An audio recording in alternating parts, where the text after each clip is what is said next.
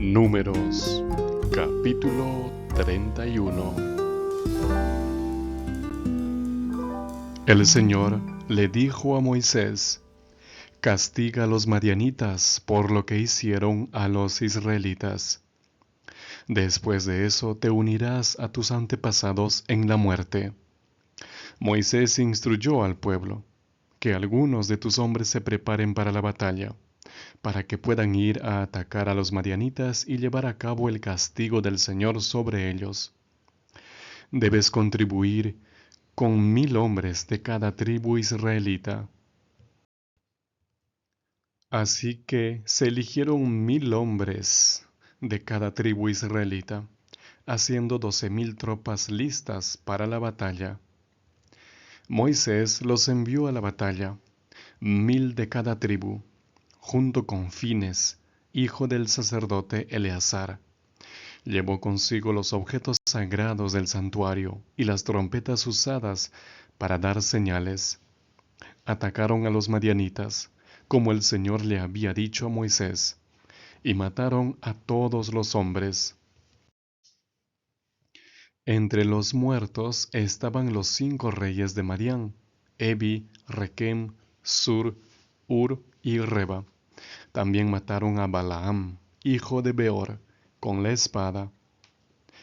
Los israelitas capturaron a las mujeres y niños madianitas y tomaron como botín todas sus manadas, rebaños y posesiones. Prendieron fuego a todos los pueblos y campamentos madianitas donde habían vivido, y se llevaron todo el saqueo y el botín, incluyendo personas y animales. Llevaron los prisioneros, el saqueo y el pillaje a Moisés, al sacerdote Eleazar y al resto de los israelitas donde estaban acampados en las llanuras de Moab, junto al Jordán, frente a Jericó. Moisés, Eleazar el sacerdote y todos los líderes israelitas salieron del campamento para encontrarse con ellos. Moisés estaba enfadado con los oficiales del ejército, los comandantes de miles y los comandantes de cientos, que volvieron de la batalla. ¿Por qué dejaste vivir a todas las mujeres?, les preguntó. Noten que estas mujeres sedujeron a los hombres israelitas, llevándolos a ser infieles al Señor en Peor, siguiendo el consejo de Balaam. Por eso el pueblo del Señor sufrió la plaga. Así que ve y mata a todos los niños y a todas las mujeres que se hayan acostado con un hombre. Deja vivir a todas las chicas que son vírgenes, son tuyas. Y todos aquellos que mataron a alguien o tocaron un cadáver deben permanecer fuera del campamento durante 7 días. Purifíquense y purifiquen a sus prisioneros al tercer y séptimo día. También purifiquen toda su ropa y cualquier cosa hecha de cuero, pelo de cabra o madera. El sacerdote Eleazar dijo a los soldados que habían ido a la batalla: estos son los preceptos legales que el Señor ha ordenado llevar a cabo a Moisés. Todo lo que esté hecho de oro, plata, bronce, hierro, estaño y plomo, todo lo que no se queme, debe ser puesto al fuego para que quede limpio. Pero todavía tiene que ser purificado usando agua de purificación. Todo lo que se quema debe ser pasado por el agua. Lava tu ropa en el 7º día y estarás limpio. Entonces podrás entrar en el campamento. El Señor le dijo a Moisés: tú, el sacerdote Eleazar y los líderes de la familia israelita deben tomar un registro de las personas y animales que fueron capturados. Luego divídanlos entre las tropas que entraron en batalla y el resto de los israelitas.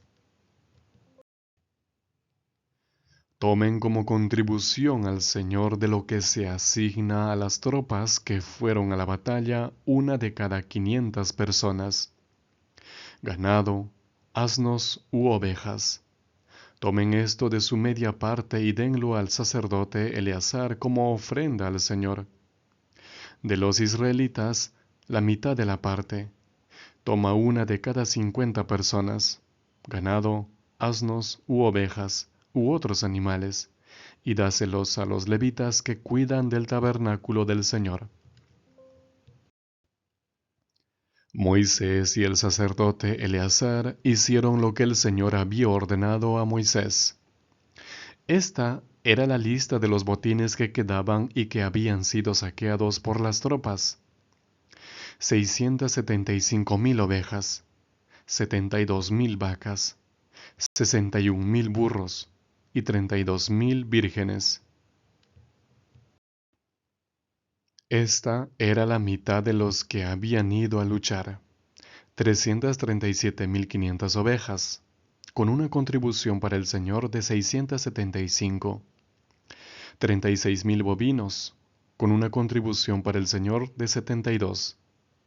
30,500 burros, con una contribución para el Señor de 61. Y 16,000 personas, con una contribución para el Señor de 32. Moisés dio la contribución al sacerdote Eleazar como ofrenda al Señor, como el Señor había ordenado a Moisés. La mitad de la parte de los israelitas fue después de que Moisés diera la mitad de la parte a las tropas que habían ido a luchar. Consistió en 337,500 ovejas, 36,000 vacas, 30,500 burros y 16,000 personas. Moisés tomó de la mitad de los israelitas una de cada 50 personas y animales, y les dio a los levitas que cuidan el tabernáculo del Señor, como el Señor le había ordenado. Los oficiales del ejército, los comandantes de millares y los comandantes de centenas, se acercaron a Moisés y le dijeron: Nosotros, tus siervos, hemos comprobado las tropas que mandamos y no falta ni un solo hombre. Así que hemos traído al Señor una ofrenda de los objetos de oro que cada hombre recibió: brazaletes, pulseras, anillos, pendientes y collares, para que podamos estar bien ante el Señor. Moisés y el sacerdote Eleazar aceptaron de ellos todos los objetos de oro. El oro que los comandantes de miles y cientos de personas dieron como ofrenda al Señor pesaba en total 16,750 siclos. Los hombres que habían luchado en la batalla habían tomado cada uno un botín para sí mismos. Moisés y el sacerdote Eleazar aceptaron el oro de los comandantes de miles y cientos y lo llevaron al tabernáculo de reunión como ofrenda conmemorativa para los israelitas en presencia del Señor.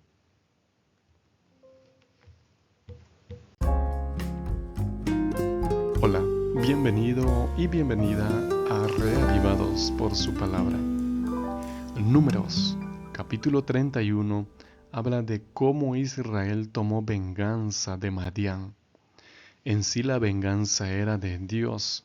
Israel era la herramienta en manos de Dios para ejecutar este castigo. Vamos a extraer 3 puntos importantes. Número 1. El pecado causa múltiples desastres morales. El verso 2 dice: Ejecuta la venganza de los hijos de Israel contra los madianitas. Después irás a reunirte con tu pueblo. Dios estaba ejecutando la venganza. Nota algo importante. No es una iniciativa del pueblo, es una iniciativa de Dios mismo. Hay momentos en la historia que Dios mismo ejecuta juicios, retribuye el pecado y lo hace pues para evitar que se expanda. Muchos aluden a estas historias como diciendo que Dios es un Dios tirano, que hace matar a muchas personas, pero nota que estas personas hacían daño. Estas personas de Madián habían hecho caer al pueblo de Israel. Por tanto, si estas personas continuaban con vida, pues seguirían con este plan y con otras naciones. Dios, en su gran sabiduría, a veces ejecuta juicios de alguna u otra manera para evitar que se expanda el pecado. Y aunque esto puede ser doloroso, a veces puede ser la mejor alternativa en ciertas circunstancias. Recapitulemos un poco esto. Anteriormente habíamos visto que el rey de Madián, Balac, había contratado al profeta Balaam, que era un profeta conocido en Israel, para maldecir a Israel. Balaam no pudo maldecir, al contrario, pronunció bendiciones. Y esta estrategia falló, la estrategia del enemigo. Por tanto, la otra estrategia de Satanás, lo digo así porque recuerda que detrás de todo está Satanás, está el conflicto entre el bien y el mal, entre Cristo y Satanás. Satanás usó otra estrategia. Era que los hijos de Israel pequen, los indujo a pecar. Y esta estrategia no cambió y sigue vigente. Y es una de las estrategias más eficientes que tiene Satanás para destruir al pueblo de Dios. Él induce a los hijos de Dios a pecar, porque sabe que si ellos pecan, perderán bendiciones y protección del Señor. Y justamente eso sucedió. Los madianitas invitaron a los israelitas a sus costumbres, seguramente a sus fiestas, a sus festivales, entre muchas otras cosas. Tanto así que algunos israelitas, o muchos de repente, trajeron a mujeres de Madián hacia Israel. Incluso se relata la historia de un israelita que tranquilamente trajo a una mujer de allí. Y empezó la mortandad, la mayor mortandad, por causa de este pecado. Por tanto, ahora Dios tomaba venganza de Madián. Y esta venganza, pues, iba a ser fulminante porque todo el pueblo iba a desaparecer. Mataron a todos los hombres, a los niños incluso, y solamente preservaron a las mujeres vírgenes, a las chicas, como dice la versión que leímos. Entonces, ¿el pecado qué causó en este caso? Causó desgracia para el pueblo de Israel. Por causa de ese pecado, Israel pasó por una gran mortandad. Murieron miles de israelitas. Y ahora, ¿qué causó también al pueblo de Madián? Pues que desapareciera este pueblo y muriesen muchísimas personas. El pecado es así, afecta, corroe por dentro y por fuera, personalmente y colectivamente. El pecado no solamente afecta a una persona. Cuando una persona peca, afecta a su familia, a su entorno, a las personas que le rodean. Y de esta manera podemos ver las consecuencias nefastas del pecado. Es terrible. Siempre trae consecuencias malas, desastrosas. Por tanto, la mejor arma contra esto es obedecer al Señor, es andar con Él, es vivir con Él, junto a Él en su terreno. Porque el enemigo busca hacer que los hijos de Dios pequen. En segundo lugar, el pecado no es pasado por alto, es castigado. El verso 6 dice: Moisés los envió a la guerra. 1000 de cada tribu envió Fines, hijo del sacerdote Eleazar. Fue a la guerra con los vasos del santuario y con las trompetas en sus manos para tocar. El mismo sacerdote que había librado a Israel dando muerte a quienes habían estado causando la plaga, porque había matado al israelita y a la mujer de Madián, Fines, que era hijo del sacerdote Eleazar, fue ahora el que estaba llevando estos objetos sagrados del templo. Y también tocó las trompetas que, como vimos anteriormente, daban la señal de alarma, de auxilio. Esto indica que esta guerra era una guerra santa, una guerra sagrada, era una venganza de Dios por, por retribución, por castigo divino contra Madián, contra los madianitas. La venganza es del Señor. Dios sabe en qué momento ejecutar su venganza. Tarde, un poco más temprano o muy temprano, Él sabe y Él lo ejecuta. A veces utiliza herramientas humanas. Pueden ser pueblos, pueden ser gobiernos, poderes, etcétera. Pero Él sabe. El pecado no puede ser pasado por alto. Siempre es castigado. Ahora quiero que entiendas algo. ¿Qué pasa si yo he pecado, pero me arrepiento? Recuerda que la paga del pecado es la muerte. Entonces mi castigo debe ser la muerte eterna. Pero si yo me arrepiento, pues soy perdonado. Pero el perdón no es barato. El perdón cuesta la sangre de Cristo, el sacrificio de Cristo. Entonces, en lugar de que yo muera para siempre, Cristo murió. Es imputada en mi vida en la justicia de Cristo. Como Cristo murió, ya no muero yo. Y como Cristo venció y ganó la vida, esa vida me pertenece ahora. Pero nota que de todas maneras hay castigo para el pecado. Ya no lo llevo yo si me arrepiento y si uso la gracia de Cristo, pero el castigo lo recibió Cristo.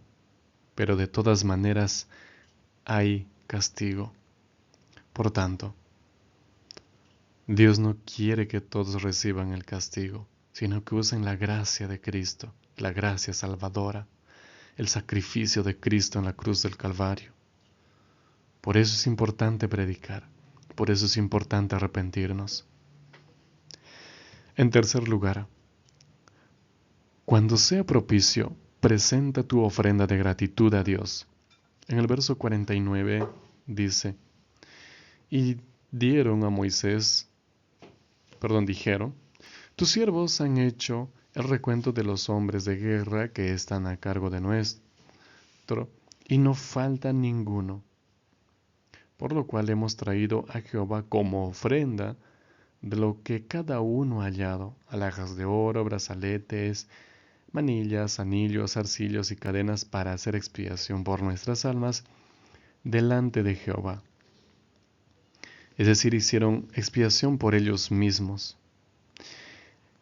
Al hacer un censo, cuando hicieron el censo, había que ofrendar al Señor medio ciclo de plata por cada persona, por rescate de la vida de cada uno. Eso era lo que se había establecido. Ahora, en esta ocasión los jefes estaban especialmente agradecidos a Dios por el resultado del recuento, porque no faltó ni uno. De todos, no faltó ninguno, y esto es maravilloso. Recuerda que fueron 1000 de cada tribu, y no faltó ninguno al regreso. Ni siquiera murió una sola o un solo guerrero, un solo soldado, ni por accidente. Esto es completamente maravilloso y excepcional. Casi nunca sucede esto en las guerras con tantas personas o soldados. Por eso estaban agradecidos al Señor. Cuando son las cosas de Dios, Dios se encarga de hacer maravillas. Ahora, presenta tus ofrendas de gratitud así como estos jefes presentaron. Hay muchas maneras o hay muchos motivos para agradecer a Dios.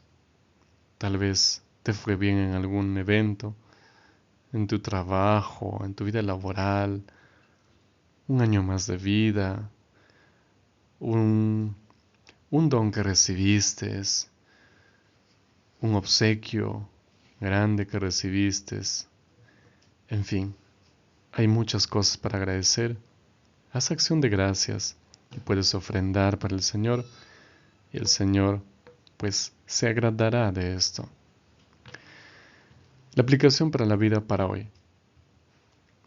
Mantente firme en esta lucha espiritual contra Satanás.